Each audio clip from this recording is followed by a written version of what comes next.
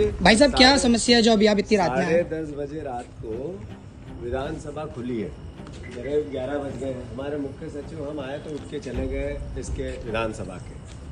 Court का stay है राजेंद्र भारती जी की उस पर, उसके बावजूद भी ये इस तरीके की हरकत कर रहा है।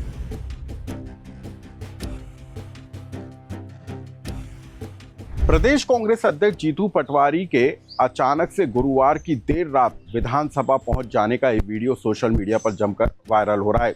आखिर क्या वजह हुई कि जीतू पटवारी और पूर्व मंत्री पीसी शर्मा अचानक से विधानसभा पहुंच गए और विधानसभा में हलचल मचती हुई नजर आई। दरअसल ये पूरा का पूरा मामला मध्य प्रदेश में दतिया से कांग्रेस विधायक राजेंद्र भारती की विधायकी से जुड़ा हुआ है, जिस विधायक को कोर्ट ने 3 साल की सजा सुनाई है। लेकिन इसी मामले को लेकर विधानसभा के अंदर भी गुरुवार को हलचल मचती हुई नजर आई। विधानसभा के प्रमुख सचिव अरविंद शर्मा गुरुवार की देर रात 10:30 बजे करीब विधानसभा पहुंचे और खबर इस बात को लेकर है कि विधानसभा सचिवालय ने राजेंद्र भारती की सीट को रिक्त घोषित करने का पत्र चुनाव आयोग को भेज दिया। लेकिन आधी रात को विधानसभा खोले जाने को लेकर किस तरीके से बवाल मचा और इस पूरे मामले को लेकर क्या अपडेट है, इस खबर को विस्तार से जानिए। नमस्कार, मैं हूं अनुराग श्रीवास्तव और आप देख रहे हैं लोकमत हिंदी। ये तस्वीरें मध्य प्रदेश की विधानसभा की हैं।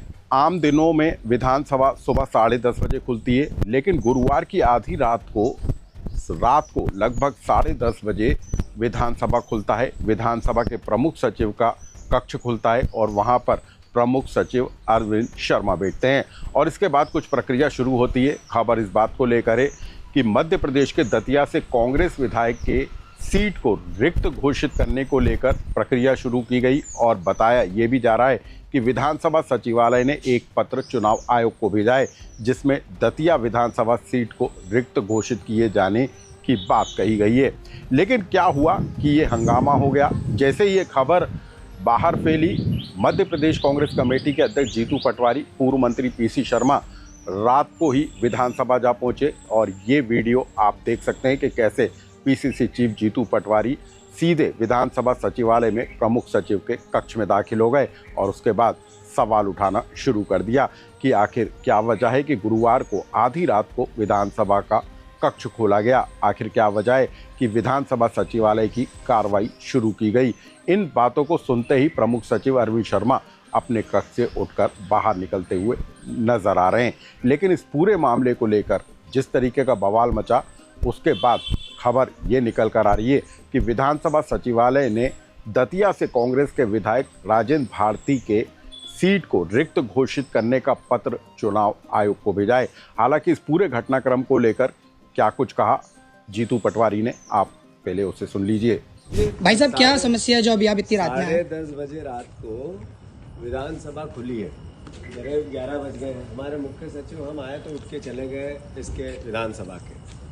कोर्ट का स्टे है राजेंद्र भारती जी की उस पर, उसके बावजूद भी ये इस तरीके की हरकत कर रहे हैं। तो ये माननीय कोर्ट को अगर एविडेंस देने पड़ेंगे कि जितना अनैतिक काम हो रहा है, तो वो चूँकि हमारे विधानसभा के पूर्व एमएलए साहब हैं, इनको भी अधिकार है आने का। मैं भी पूर्व एमएलए हूँ, मुझे भी अधिकार है कि रात को 10:30 बजे क्यों कोर्ट खुली है, ये अपनी विधानसभा खुली है, ये सबसे बड़ा प्रश्न। और विधानसभा 10 बजे तक तो चली नहीं पूरे टाइम, और अभी आके संस्था खत्म करने का काम कर रहे हैं, जबकि स्टे है।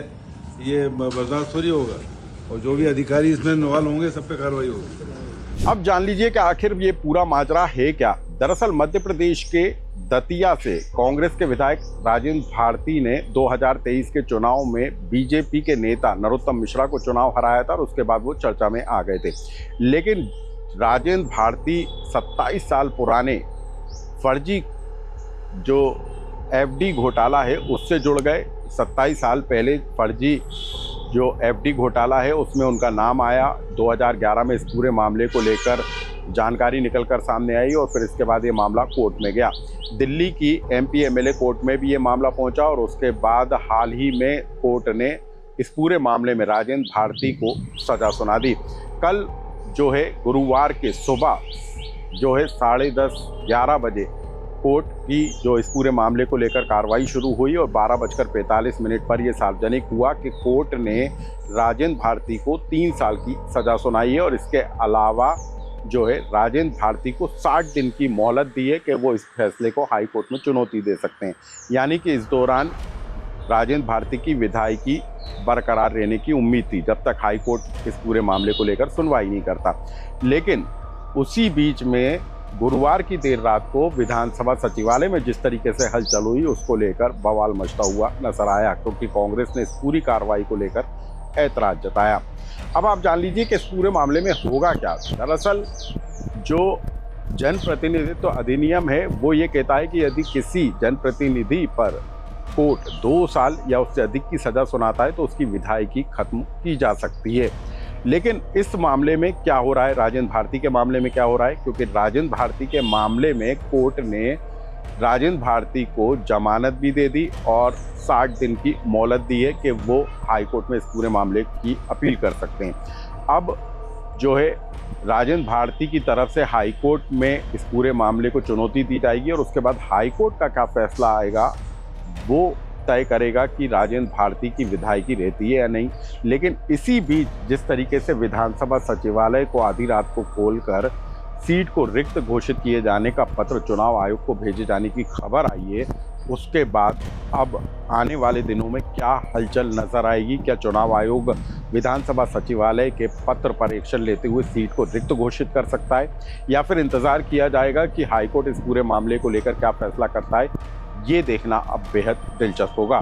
लेकिन मध्य प्रदेश के दतिया से जो राजेंद्र भारती कांग्रेस के विधायक, उनकी मुश्किलें साफ तौर पर बढ़ती हुई नजर आ रही हैं और यदि इस सीट को रिक्त घोषित कर दिया जाता है तो दतिया सीट पर उपचुनाव होगा और ऐसे में मध्य प्रदेश के बीजेपी नेता और पूर्व मंत्री नरोत्तम मिश्रा की कहीं ना कहीं लॉटरी भी लग सकती है।